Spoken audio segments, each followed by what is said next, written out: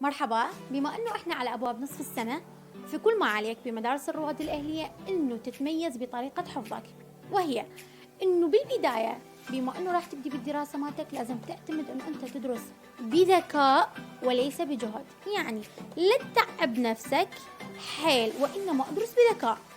فصل لي المادة، لخصها، شوف اساسيات كل فصل، يلا تبلش تدرس. مثلا فصل الاول تبدي بشرح العثمانيين ودخولهم للعراق، بعدين حتشوف لي شنو الأوضاع اقتصادية، سياسية، اجتماعية. بعدها حتجي تشوف لي الوضع الصحي، يلا تعرف انه العثمانيين قرروا يسووا لي الإصلاحات بالعراق. بالبداية حتشوف انه انت عندك العثمانيين والإصلاحات العثمانية بالفصل الأول، بس تشوف انه الإصلاحات حتذكر بنهاية الفصل.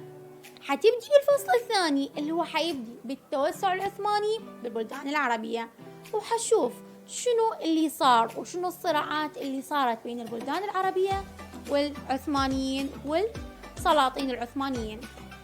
تبدي بيها أول بلد اللي هو بلاد الصفوية، حتشوف المعارك اللي صارت جالجيران وغيرها.